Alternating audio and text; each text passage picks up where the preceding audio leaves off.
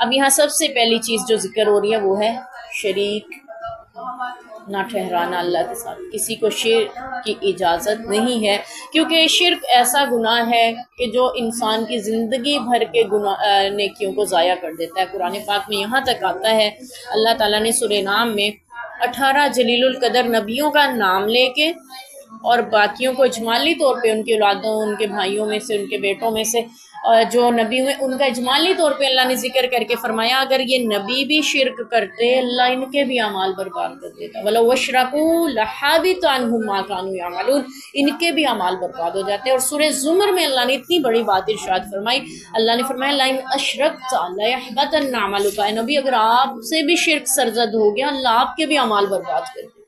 یاد رکھیے گا یہ انبیاء اور ہمارے پیارے نبی سب سے سارے نبیوں کے سردار نبی کا ذکر کر کے اللہ تعالیٰ شرک کے متعلق تنبیہ فرما رہے ہیں. نبی شرک کے قریب نہیں جا سکتے، نبیوں کو اللہ نے شرک سے پاک رکھا ہے. یہ تنبیہ اس لیے کہ امتیں اس کی سنگینی کو سمجھ سکیں کہ کتنا بڑا گناہ ہے جو نبیوں کے عملوں کو بھی غارت کر سکتا ہے.